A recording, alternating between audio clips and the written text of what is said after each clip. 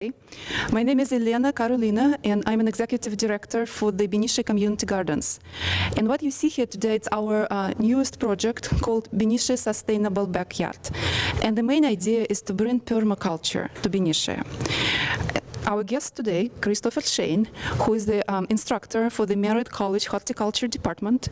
And Christopher runs all the permaculture program in Merit College. And if you haven't been there, we highly recommend to visit the food forest on the hills, on Auckland Hills, overlooking the bay, where I can't even count how many fruit trees and other plants you are growing. And Christopher also is the author of the Vegetable Gardener's Guide to Permaculture, which is hands-on instructions on how you go around creating the guilds, the plant guilds and permaculture planting in your own backyards. So Christopher, thank you so much. Welcome to Benicia. All right, thank you, Elena. And thanks everyone for coming out Saturday morning, and thanks especially to David Mudge here, who's facilitated this, and is going to be a lead installer and designer of these food forests that are going to be happening here in Benicia, so it's exciting to see it spreading. Yeah, I've been doing this for a little over 20 years in mainly Oakland and Berkeley, and I studied up in British Columbia at Linnea Farm with Liz Richardson and Brent Howie and David Buckner at Linnea Farm, where they have a permaculture farm and ecological program up there a long time ago.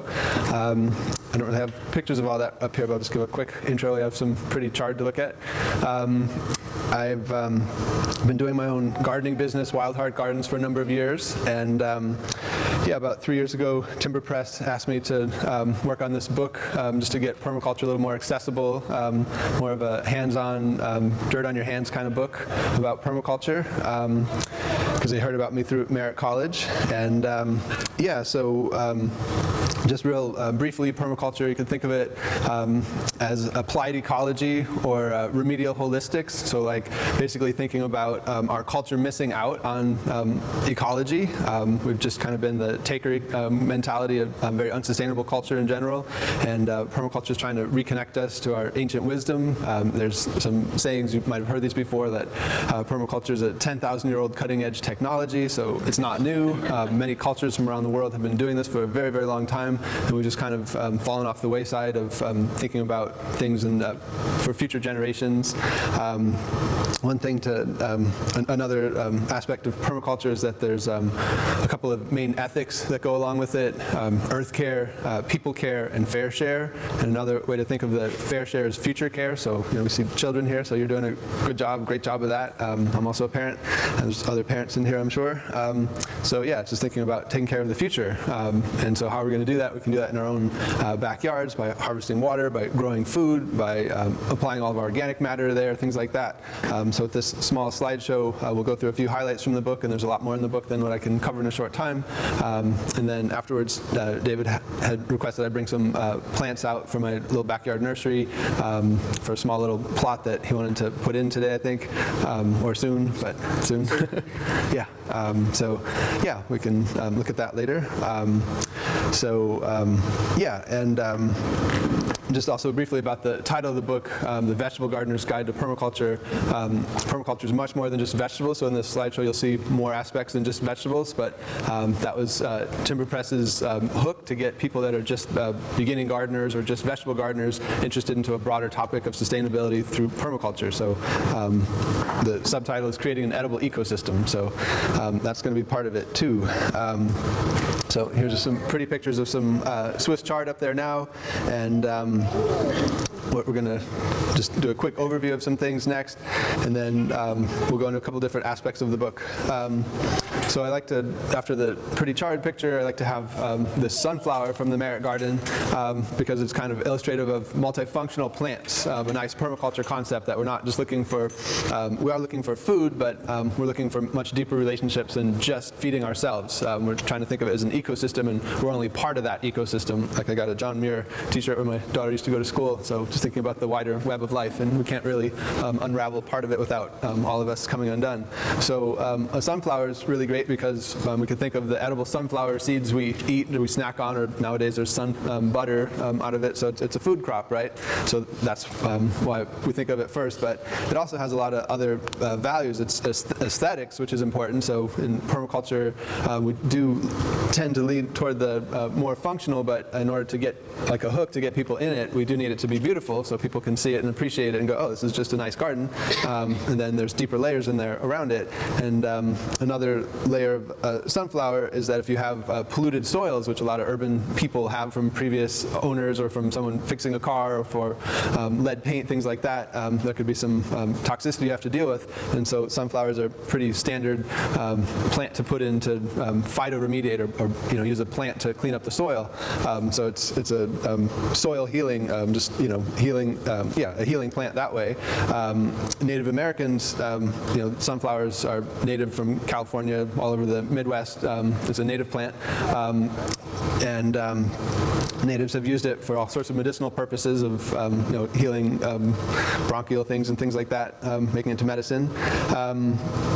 Other things to think about with the sunflower is for the pollinators. So there's a lot of concern these days about neonicotinoids and things like that. And so we do want to plant things that are going to bring in beneficial insects, honeybees, things like that. So this is feeding the wildlife, the nectar and pollen.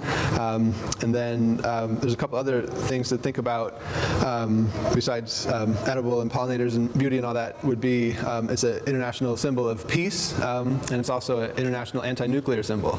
So it just has many layers. And so there's just one plant, and you might just think of it as a sunflower, but it's something when it breaks down, it also makes compost. So there's just all kinds of things you can think about with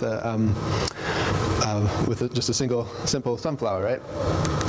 So you guys have already seen the title of my book, so I won't really get into that. And then, I got to mention Julie Thompson was my co-author. She's a professional writer. She's not really a gardener, but she helped me simplify my language to make it more accessible. So it wouldn't have been possible without her. So, and then the illustrator was my friend Sonia Binaway. So you'll see it's a lot of good pictures and a lot of good illustrations, mainly in the book.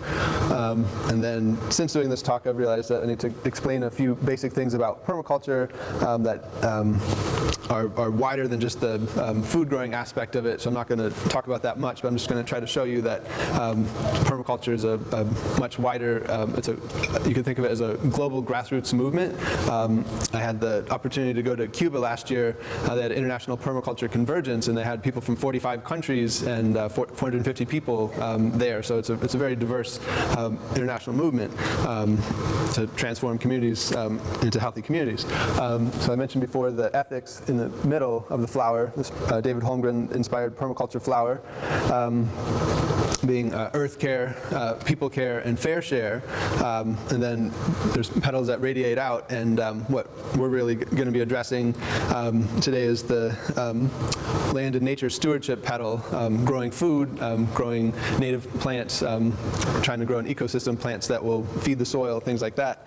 That first petal up there is what we're going to be looking at. But just to see that permaculture is something broader, that it's also about the built environment. So I know in the Martinez community garden, a kind of a local example, they're doing some natural building examples just to show you, they just built a cob bench recently, so sand, clay, and straw, just some local materials. So just a quick example of the built environment, just thinking about, more than 1 billion people live in earthen homes, and so it's just materials that are right from within their community that anybody in the community can get taught to build.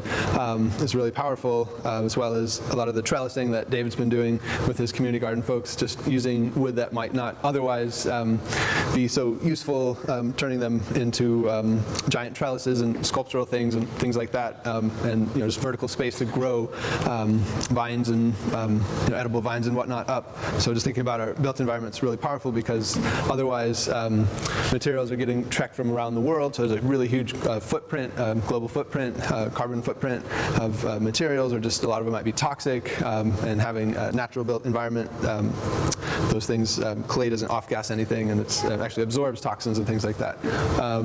Just in the interest of time, I'm not going to get into all of the other ones, but just tools and technology. We want to just have what we're doing real sustainable. So the culture and education project is kind of like what you're doing here with the Benicia Food Forest, what we're doing at Merritt College or other places. Just trying to reintroduce the sustainable culture, the ecological culture ideas that have been around for a long time. So you could think of permaculture as, came up in the 1970s from Bill Mollison and David Holmgren in Australia as short for permanent agriculture was what they're thinking about initially, but it's also since then more in the 90s come to be thought of as a permanent culture, so a culture that's much more sustainable that can think of 10,000 years in the future kind of thing. So yeah, it's just some cultural things. And interestingly, just real briefly too on that, thinking about 7 generations, when I was doing some research for the book, I had in college gotten introduced to that idea of 7 generations, and thinking about it in the Western sense of just linear, just going ahead 7 generations is powerful to think about the future. But then reading a little bit more David Holmgren and his work with indigenous communities in Australia and in other parts, a simpler way to think about 7 generations is just to make it more personal instead of just some distant kind of theoretical thing about great grandchildren kind of thing, which is something we got to think about. They got to have a good environment to live in. But thinking about ourselves as the center of that 7 generations, if we have children, grandchildren, great-grandchildren, so that's 4 generations there, so that's pretty tangible, and then going backwards to our parents, grandparents, and great-grandparents. So that's a continuum that we can kind of see in our own family, even if we don't have great-grandchildren yet.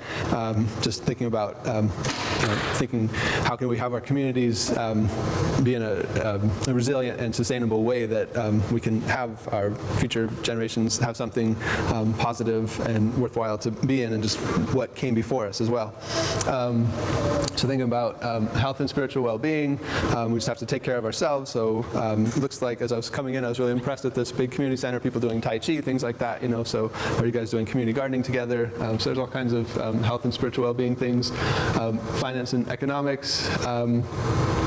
So this is just thinking about doing things differently, and I think your example of what you guys are doing here is really great. The backyard food forest program is a really alternative model, so that's really interesting to hear about. And yeah, the land tenure community, so just what's going on with this community center would be something to think about. Yeah, just how land ownership can change in a positive way. The structure is just a little bit more community involvement, so it's just not all about profit all the time. So yeah, that was just the permaculture flower little overview, and this was an example from somebody's community garden in Oakland on 55th and San Pablo. One of my co-instructors at Merritt, Anders Vidstrand, grew all this at the 55th Street Community Garden. In there's sunflowers, there's squash, there's tomatoes, there's zinnias, tomatoes, different types of beans, collard greens, basil. So he's got tree crops, which we like because they're perennials and the bigger part of the food forest, and flowers for insectary stuff, and herbs like thyme and oregano and basil and things like that for pollinators and for just healthy healing herbs for ourselves. So just a plethora of something that you can grow in a really small space is what this is showing from a fall harvest basket competition we did at the landscape hort department. So just some of the bountiful harvest that we're looking forward while we're doing this, and some ease of work too. And this one these are some fava beans, and now is a great time to get fava beans in the ground. They're really delicious to eat and a little bit expensive to buy at the farmer's market. And when you just have a small patch of them yourself, you're kind of in and don't really need to buy them anymore. They're really, really productive, really prolific plant. It's another multifunctional plant that's a nitrogen fixer, so it takes atmospheric nitrogen. There's a lot of different numbers running around, but 75-78% of the air we breathe is nitrogen, but we're not plants, and we can't just turn green by breathing the air, right? And most plants can't do the same thing. They just turn green by breathing the oxygen. But there are a few plants that are evolutionary kind of pioneers, and they live with some bacteria symbiotically, and they can take the bacteria on its host the bacteria, I should say, on their roots, and then the bacteria can pull the atmospheric nitrogen in and enrich the soil and make the plants green. And so there's a few plants that we just love that do that, and mainly they're in the peat and bean family. So the fava beans at this time of year really are something to think about. And if we were doing, a whole baseball field or soccer field towards a big like edible schoolyard kind of thing, you could plant, the fava beans and get 150 pounds of nitrogen fixed by the bacteria per acre. So it's one of the more prolific plants to use in that sense, and it's multifunctional where it's going to fix nitrogen, and if you're going to eat it, you leave a small amount, but if you're trying to use it for nitrogen fixation, then you're going to chop it down and feed the soil and then grow your tomatoes in something like that. And of course it's good for pollinators as well. You'll see lots of honeybees on it and other kinds of insects.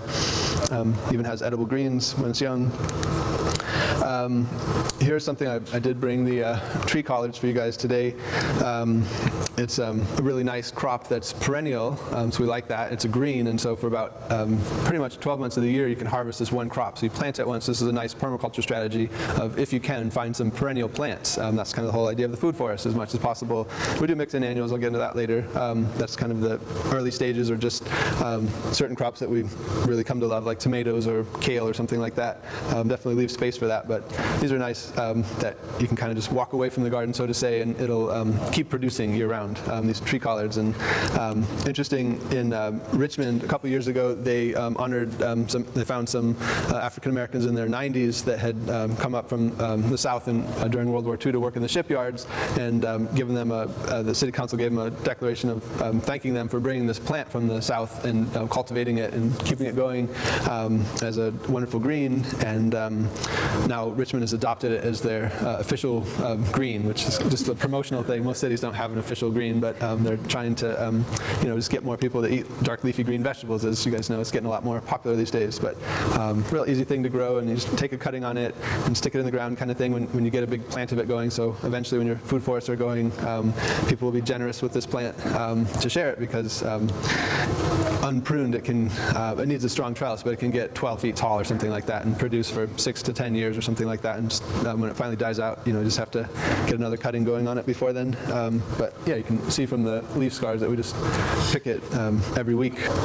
And actually back there, and then behind it we had some mashua, or a perennial root nasturtium. So it's a nasturtium that makes a spicy edible tuber with edible flowers, leaves, and root.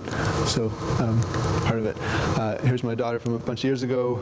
Just one section of the garden, we have a lot of raspberries. That's a good thing in a food forest, because they can take some shade, not deep shade, but they don't need to be in the full sun, and we can get a couple of crops, like a June crop and a September, October crop of raspberries. And I just had this guy come to my merit class, a former student, Joseph Davis, and there's a really good organization in Oakland called City Slicker Farms, where they have several quarter-acre plots, and now they're starting to get some acre plots where they grow food and teach neighborhood people how to grow it, and then have some sliding scale farmers markets where they're able to have people that, in West Oakland, shopping cart folks, whatever, with no income, give it away, and then people that have high-paying jobs and nice houses in West Oakland, as it's changing, pay full price.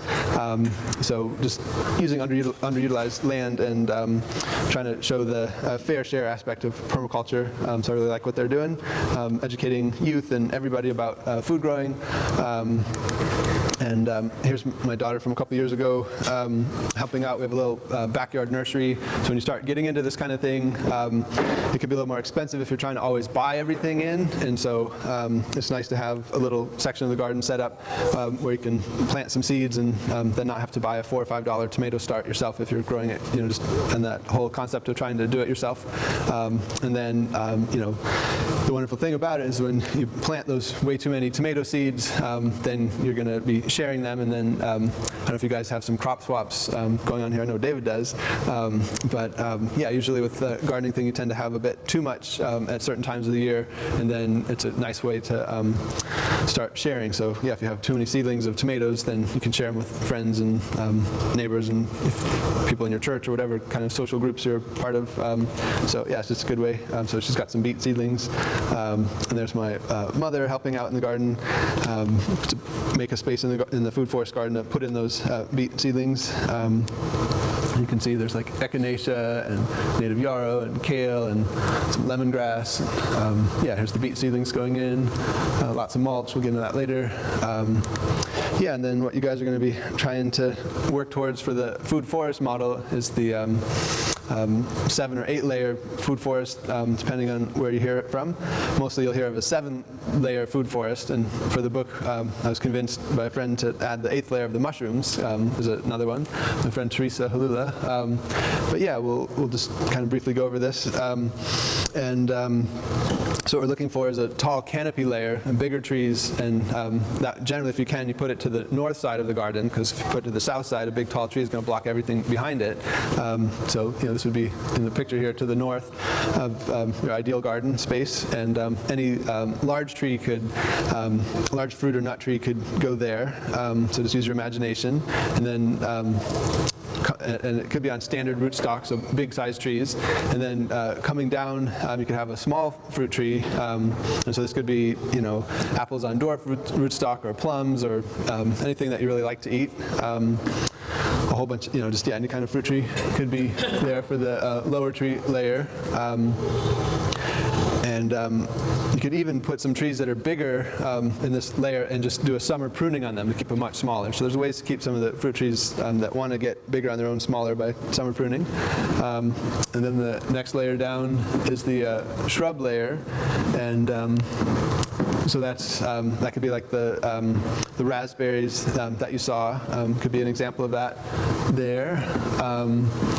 And then the herb layer, I did bring some, and there'll be a picture of it later, I think, of comfrey. But here the herb layer is anything that's herbaceous that's going to die back in the wintertime. And so this is where most of our vegetables go. So there is definitely a space in the food forest to grow your annual vegetables. So just thinking about the herb layer as anything that's herbaceous as it dies back. And so that's not all of our vegetables, like the perennial vegetables, they don't die back. So they're kind of more the shrub layer. So they have to go in a more permanent spot. But so the herb layer is lower towards the ground, and you can kind of see it too, where it's from lower to higher, from south to north, is making a sun trap as a concept of the food forest, where Eric Toensmeyer, a great permaculture author, talks about food forests as mid-succession level forest. So like thinking just about some of our, when you're on a walk in the regional parks kind of thing, where some kind of fire might have happened, or some kind of disturbance, or cattle grazing or something like that, have cleared some things out, and then as things are regenerating, it's not a food forest is trying to be that space where it's not the massive climax, dense old growth kind of forest. You want to go there for inspiration. It's really beautiful. It's a wonderful place to be, but your food forest, we're trying to have it somewhere in between of annual grasses and that old growth forest. So there's dappled light. So there's not just a solid canopy of plants blocking out all the light, because then it's just harder to grow things. So it's just kind of something a little bit mixed up with some light and some shade, higher and lower plants. And then the fifth layer is the root layer. So just thinking about plants that are going to grow in the ground. So carrots or daikon, just some basic things. But then it can be some interesting perennials, which I'll show pictures of later, like Bolivian sunroot, yacon, things like that could go in that level. What else? And then the sixth layer is the ground cover layer, and so sometimes that's going to be edible stuff like strawberries. Just low-growing things are going to protect the soil from drying out and keeping them well moist. And then sometimes if it's a steep slope where you don't really want to get there so much, you might want to have something like a native manzanita or a native ceanothus, something that's going to be good for the pollinators and just really to hold the soil. So sometimes you'll have things like that. And then the seventh layer is a vine layer, so you could think of beans and peas with some annual stuff to grow up. And in the perennial sense, grapes do really well, and kiwis and passion fruit do well. So those would be some of your perennials for vertical space. And in small spaces, the vertical space is really important because it might be a small space, and if you're just to think about growing bush beans, versus pole beans, the yields you can get on pole beans are going to be so much more because it's a much larger plant. And the bush beans are really great if you have a bigger garden. It's just something that might have been set up a little bit more for mechanical harvesting in the breeding for bush peas or bush beans, but also, yeah, it's convenient to have it as well. But it's just nice to have the option of the perennials and the option of the big crops. So yeah, just thinking about going up. And so if you have just a wall space or a fence space in your garden that might not be being utilized, having the vines to grow up is a way to really maximize your space as much as possible is what we're trying to do. So it's kind of like taking marginal space that you wouldn't think about, like the side of a garage or something. Like, hey, if you just put some lattice up, then you could have a grape growing up it, or you could think about it as a growing space.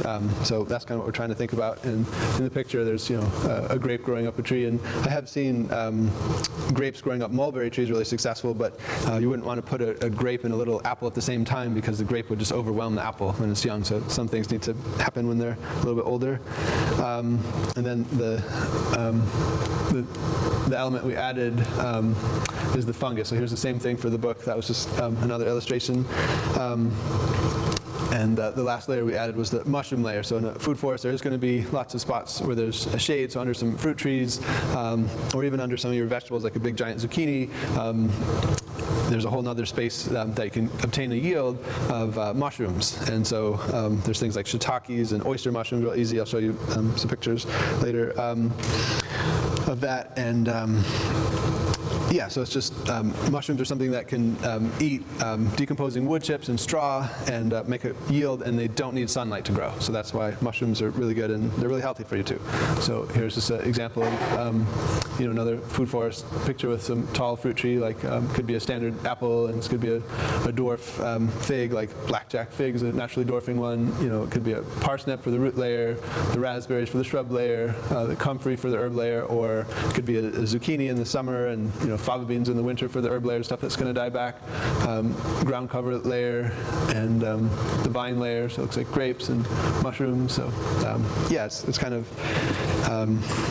what's nice about a food forest is that there's many thousands of possible combinations, and so it's just looking at the different layers. So is this going to be a tall tree layer, so it's going to go in the back? Is it going to be a shrub layer? It's going to go in the foreground, and so on. Yeah, it's a versatile way to design a garden and maximize your yields and have things work together. So if you're planting things like the comfrey, then something that can get cut back, and then it can be used to feed the soil for some of the other plants. So sometimes you're growing a crop just to help out other plants. Yeah, one thing we think about in a food forest and in permaculture, we borrow this freely from the biodynamic tradition from Rudolf Steiner, is thinking about the farm as an organism, as a strong biodynamic concept. And so we're just trying to think about how many of the materials that we can have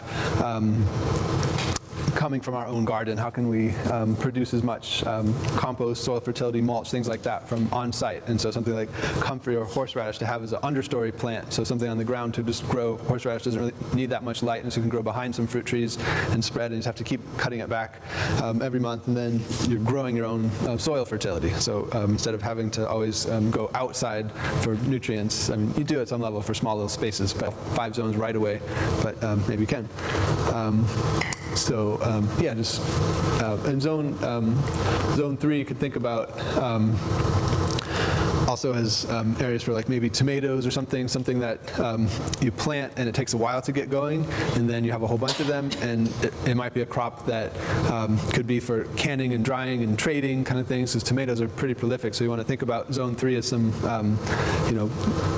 for a backyard you can't always do it, but just kind of thinking about it as like what's a market garden, what's a storage crop kind of thing, could be a zone 3 kind of thing, and going out further. So yeah, here's a picture of my backyard with calendula in the foreground, kind of some beneficial insect attracting stuff, edible flowers, but kind of ground cover level, some fava beans. You can see the calendula flowers there. the tree collards up here. There's some thornless blackberries here. There's a Bolivian sunroot back there. Scarlet runner beans, and it keeps going. So it's really foresty looking. But you can see lower in the foreground, medium to high, and vines growing in there, and well mulched paths. So good access around it. Here's from we live in a duplex looking down on the food forest when I was younger, with a tree tomato, apple trees, blackberries, apricots, kiwis, citrus over here, plums, tree collards, chickens, and doing some rainwater harvesting back there. So yeah, over the well, I'm getting ahead of myself. But yeah, so this is where when I got there initially, the raised beds were way in the back, and we just since then put the vegetables kind of at the foreground here, all over the place. So yeah, just kind of what it can look like of a canopy level with ground cover vegetables.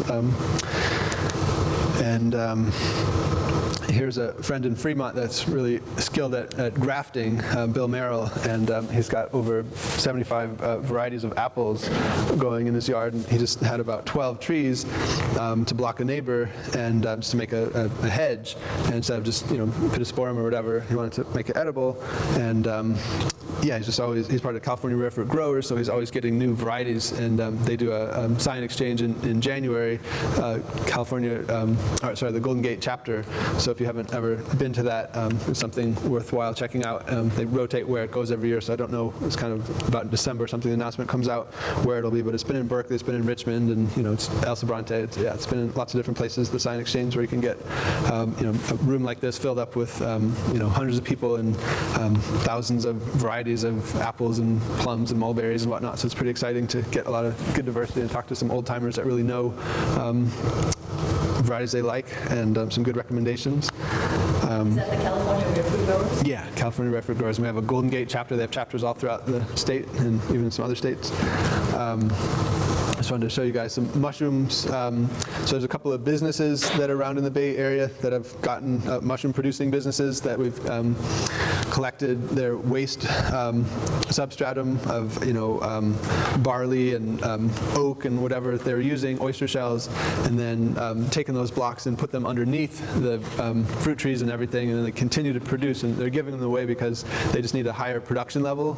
So that's something to research. One of my friends, Jennifer, helped me with a very young forest garden.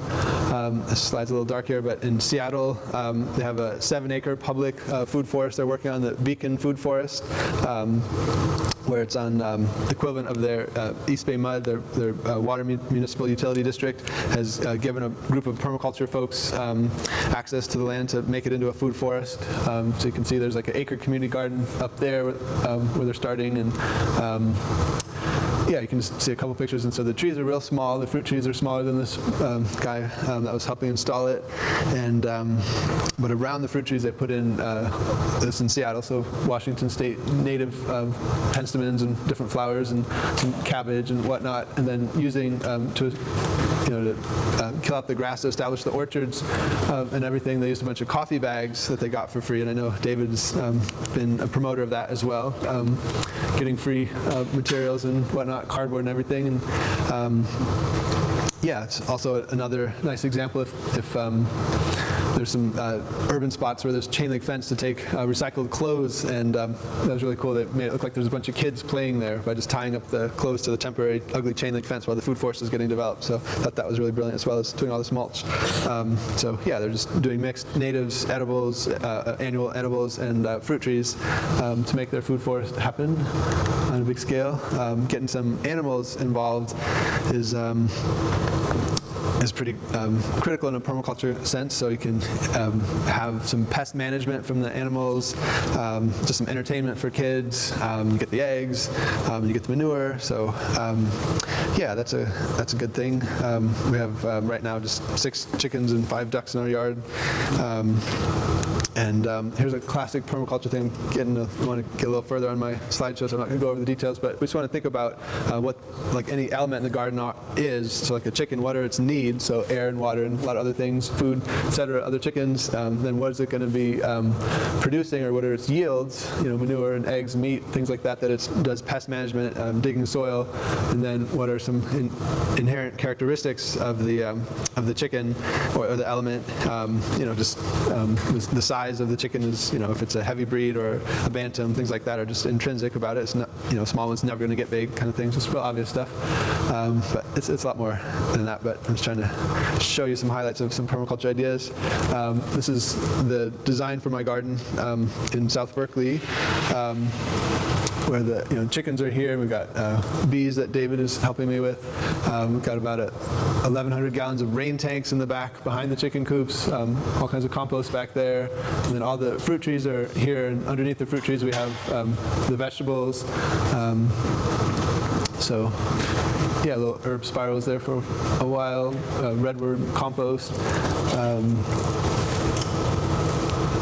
Yeah, and so south is in this direction and north is in this direction, so we're letting the trees get I can't really see that very well, much bigger towards the back, and keeping them pruned harder to the south, and having the vegetables in between there. And then I did hear some people say about small spaces, and so this would be if you don't have a whole yard, what you can do just for a deck planting. Just thinking about if your kitchen door is there, having some things like oregano and rosemary and thyme, basil really close to the kitchen, maybe some more tender crops like citrus right next to the house on the top there, and then just a whole plethora of different vegetables, cucumbers, and it could be beans seasonally or peas, and then tomatoes further out, and if you do have some trellising to have something permanent like grapes or kiwis or passion fruit, or if you have just space for annuals, then something like a tromboncini zucchini is a great annual vegetable that could go there. Just want to mention briefly about soil building. So mentioned the redworms. So just a little picture of that. Taking your kitchen scraps, potentially going to a local restaurant or coffee shop or a juice bar and starting to make one of your errands, picking up some stuff to feed your soil. And the worms do a really great job of digesting it. In Berkeley, we have this really great thing where waste management doesn't pick up our soil. I don't know about here in Benicia, but they kind of take it in most places. But Berkeley's got an exceptional thing happening where all their green bin material goes back to the residents. And so there's this huge piles, like 80 or 100 yards every month that get dropped off, and all the city parks and community gardens get it dropped off because the waste hauler is bringing it to themselves for composting, and then the city said that just 10% of it has to go back to the city. So there's my daughter getting a lot older there, helping out. We have that in Benicia as well. Oh, you do? Oh, good. Yeah, that's wonderful. Just some pictures of making compost, cutting stuff back like grapevines or comfrey, and getting horse manure, straw, things like that. Just making some really big windrow piles. So this is something if you have a bigger space to do, just a kind of a lazy pile, really large pile, just build it once, and then the following year you can go back 6 months or a year and harvest it. So that's something we did at Merritt. And smaller spaces you can just do that with a 3-bin pile. Here's a picture of my yard from 8 years ago where we had ornamental trees and had green grass and everything, and just brought in large truckloads of wood chips, and the ornamental trees got turned into the raised beds. And we did bring in some initial compost to get it going, and now we export compost from our garden system. And so yeah, as you can see, there's 7 petals of a flower for the garden bed, and just pictures of the wood chips coming in. So that's something you can get from local arborists for free. I'm sure you guys have that pretty much anywhere there's arborists. They'll be happy to unload their wood chips for you guys. That's just a good way to protect your soil and build soil. And then for some of the annual vegetable sections, my friend Vida here in North Oakland gets rice straw bales or wheat straw bales and mulches out his beds. It's a good way to protect the soil, and it breaks down within 6 months and makes new soil. and some friends keep goats. That's much more advanced than I do because they need to be milked twice a day and they need to be walked every day and things like that. So it's a commitment, but thankfully someone does it, and I'm able to get our family's milk from that and contribute some of our plants from gardening for them. Here's a picture of my wife just for the scale in the garden where we had an herb spiral, this really massive broccoli growing. Here's one of those collard greens I was talking about, really, really great plant. Here's some calendula, just a really nice picture of it, just thinking of the pollinators and an edible flower, so a really nice one to get going, and then when you have it, it can just kind of freely seed itself. Nasturtium does the same thing. Someone's asking about ground cover, so nasturtium is another example of something that can be a good ground cover, in the calendula and borage or other ground covers. Edible flowers, edible leaves, good for the pollinators. You can see that honeybee right there. And then sometimes there's some problems we might have in a urban spot with snails. Some gardens just have way too many snails, and so for years, my neighbor had this just ornamental passion vine on a fence, and we'd go there once a week with my daughter and just pick bucketfuls of snails, and then go in and feed them to the chickens. They get really happy about that, chickens and ducks. You do have to train them how to do it. Anyway, but you just break them up the first time, and then they kind of get the bloodlust for the snails, and so then it's good.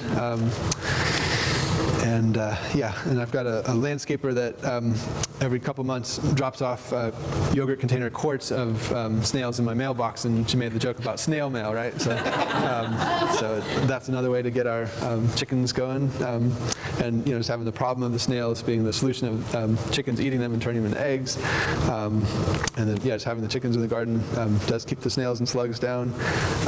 So trying to have integrated.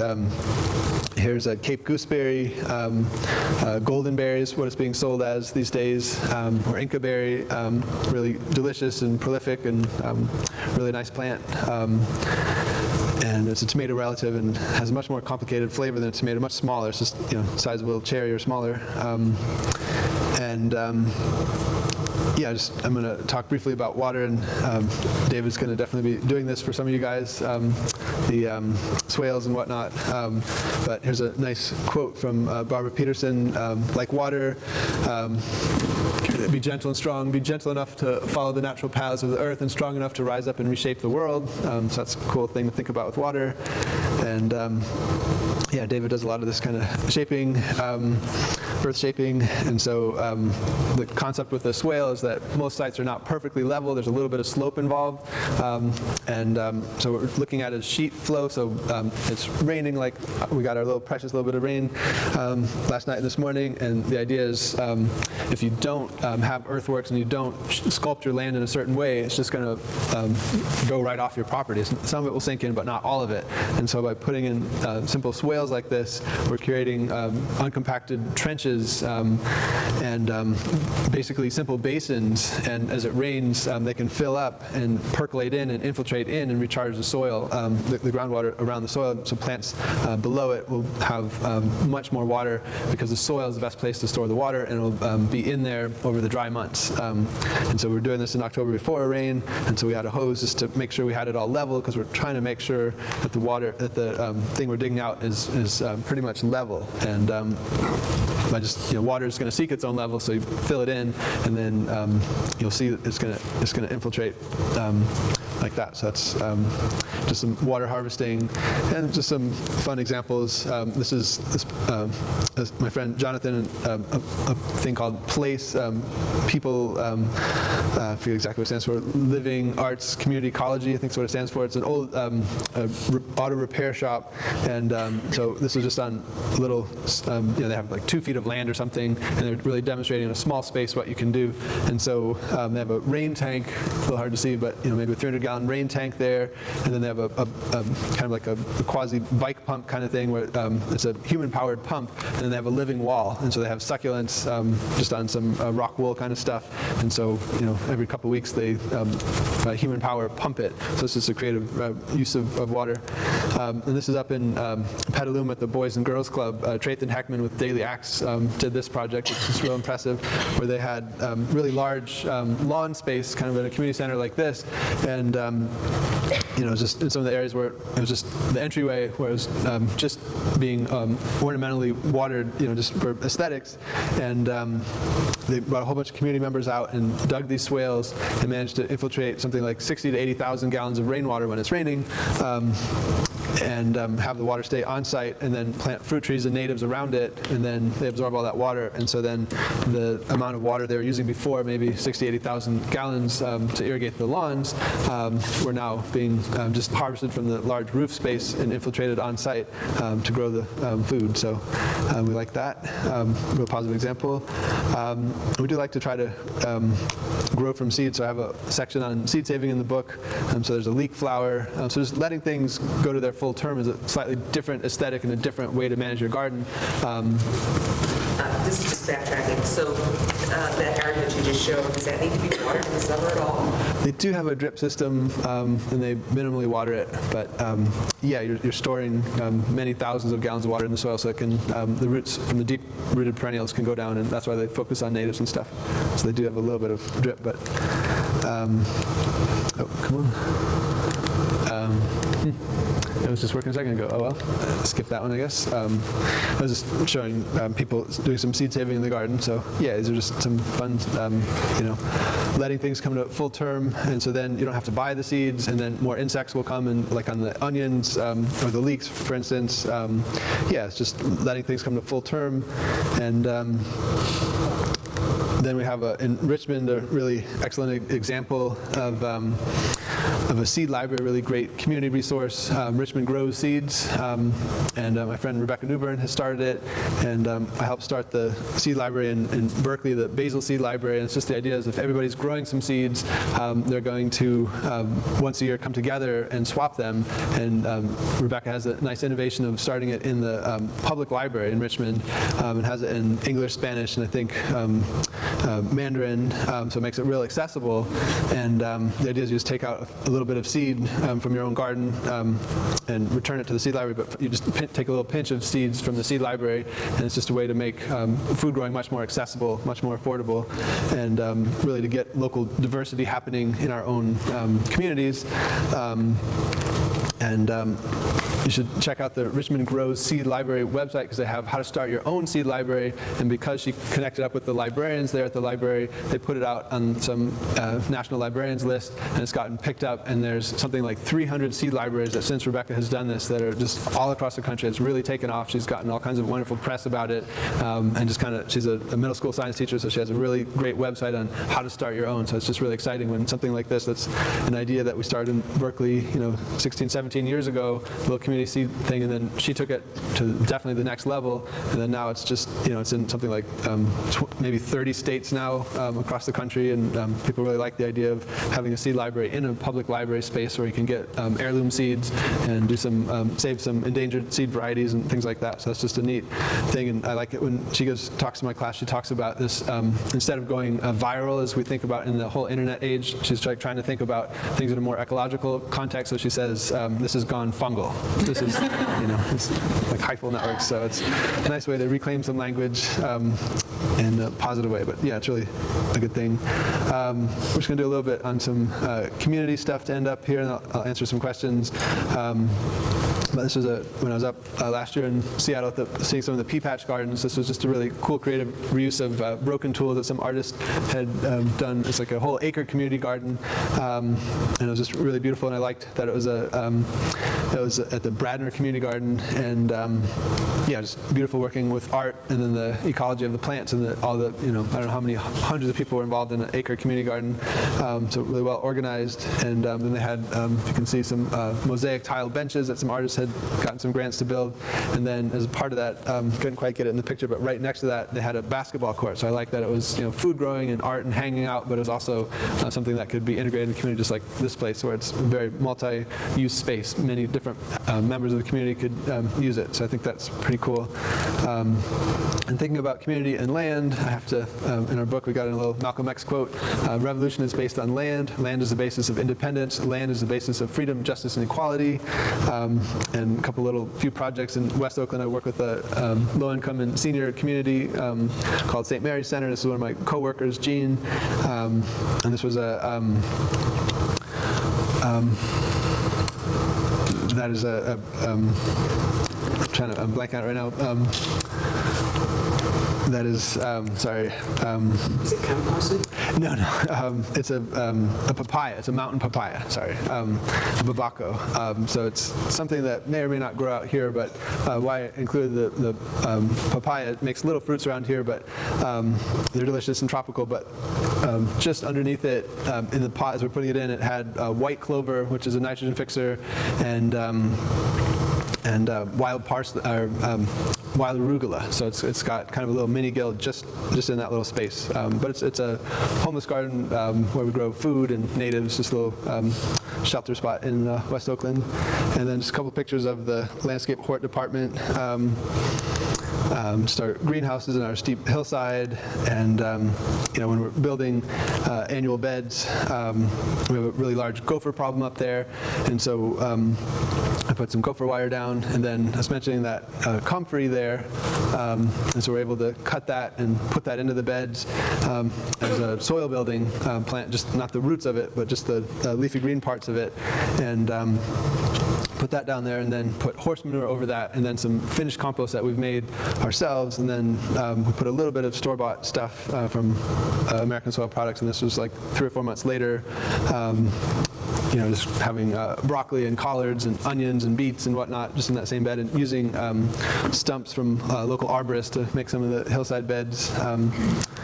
And some pictures of the food forest where there's peaches and nectarines, and here we're planting a bunch of pineapple guava. You can see the swales, the trenches and contour, and lots of mulch. Just layered effect. A nitrogen fixing acacia tree up there. That kind of stuff. It's just the entrance to the permaculture garden. It's got a herb spiral, culinary herbs right there, and some raised beds for tomatoes or cucumbers or whatnot, chard, and then plums, and we got bamboo for we're always building new trellises, so we can have. In the summertime, it's a hot sunny spot, so we get the students to build trellises and cover them with different varieties of grapes or passion fruit or things like that. So we have some shady spots to hang out in and pick fruit or blackberries or whatever, and we're able to grow it on site from up there. And a lot of different projects have come from there. Just different things. We have. Let me think of the exact, no, it's just a rough count, but we have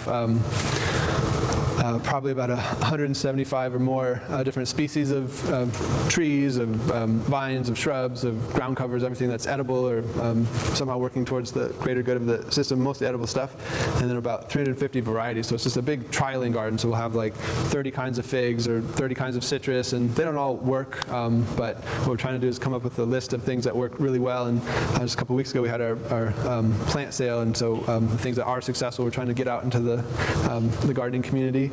And so it's been a good experience up there. And there's edible landscaping classes that Anders is teaching. There's a mushroom class, an edible mushroom class that Teresa Hulu is teaching.